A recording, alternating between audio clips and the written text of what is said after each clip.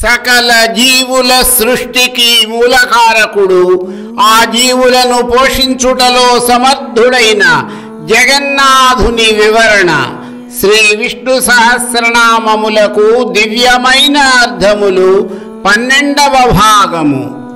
హృషీకేశ. హృషీకములు అనగా ఇంద్రియములు.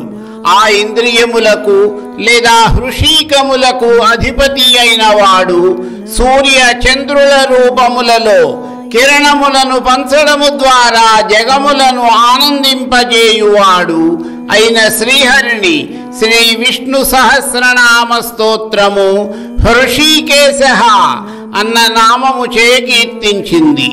సూర్యచంద్రుల యొక్క కిరణములు హరి ముంగురులని వేదములు ఉద్ఘాటించుచున్నవి. సూర్యచంద్ర రూపులకు భగవానుని కేశములు అనే కిరణములు జగత్తునకు హర్షమును కలిగించుచున్నవి. అందుచేత కూడా జగన్నాథుడైన విష్ణు భగవానుడు హృషీకేశుడయ్యనని మహాభారతము వివరించుచున్నది. మరొక అర్థము ప్రకారము సూర్యచంద్రులు భగవానుని యొక్క 2 నేత్రములు. జగములకు సూర్యచంద్ర రూపులైన ఇరువురితోనూ ఆహారమును ఔషధములను ప్రసాదించి వారికి సుఖజీవనమును ప్రసాదించి చల్లని చూపులు చూసే పరమాత్మునికి హృషీకేశ అన్న నామము సార్థకమైనది. జీవకోటి అనుభవించే ఆనందమునకు, ఆమోదమునకు, సుఖమునకు ఆధారములైన ఇంద్రియములను తన అధీనములో ఉంచుకుని ఆ సర్వేంద్రియముల సంచరణమునకు మూలకారకుడు హృషీకేశుడు అని కీర్తించబడిన భగవానుడు. మరొక అర్థము ప్రకారము ఎవరి వలన లక్ష్మీదేవి, బ్రహ్మదేవుడు, రుద్రుడు ఆనందమును పొందుచున్నారో అతడు హృషీకేశుడు. పద్మనాభ. తన నాభియందు పద్మము గలవాడు విష్ణు భగవానుడు. ఈ పద్మము నుండి సృష్టికర్త అయిన చతుర్ముఖ బ్రహ్మదేవుడు ఉద్భవించాడు. పద్మము జ్ఞానమునకు ప్రతీక. విష్ణుదేవుడు తన జ్ఞానశక్తిచే బ్రహ్మను సృష్టించి తద్వారా సకల జీవులు పుట్టుటకు కారణమై వారికి కూడా జ్ఞానప్రదాత, సకల సృష్టికి మూలకారకుడు అగుటచే శ్రీ విష్ణు సహస్రనామము పరమాత్ముని పద్మనాభ అన్న నామము చే కీర్తించింది. ప్రపంచములో పొందదగిన సంపదలన్నీ కూడా పద్మనాభుని కమలములోనే ఉన్నాయి. ఈ పద్మము భూభువ సువర్లోకములన్నిటికీ దేవతలకు కూడా మూలమైనది.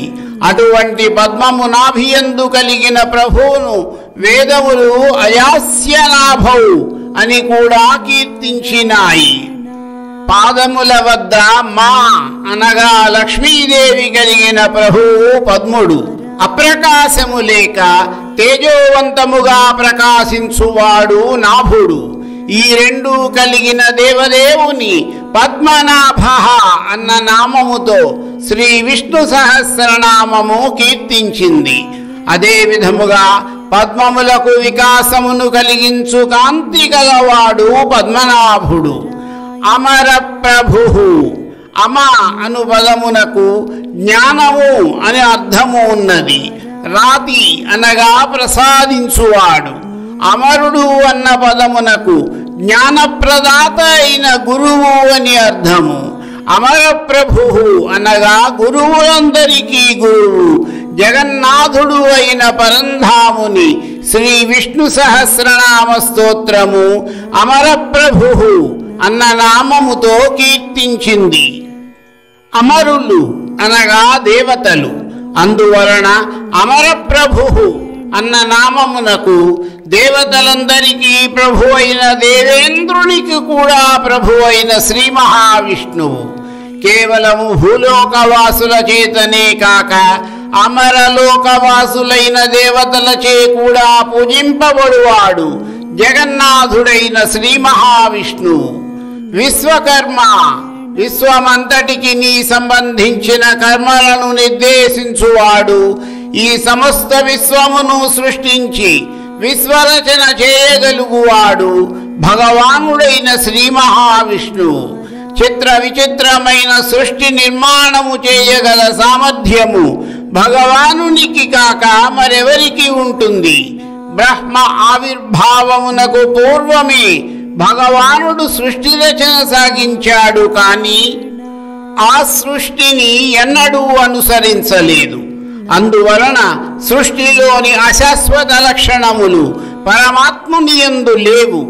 ఇదే విషయమును జగద్గురువైన శ్రీకృష్ణ పరమాత్మ భగవద్గీతలోని 9వ అధ్యాయమైన రాజవిద్యా రాజగుహ్య యోగములోని 4వ శ్లోకములో ఈ విధముగా తెలియజేశారు.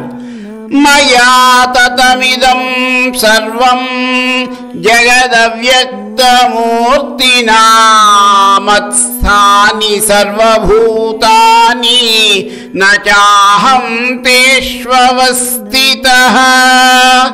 ఈ సమస్త విశ్వము నా అవ్యక్త స్వరూపముచే వ్యాపించబడి ఉన్నది. సమస్త ప్రాణులు నాయందే స్థితమై ఉన్నాయి, కానీ నేను వాటి యందు స్థితుడనై లేను.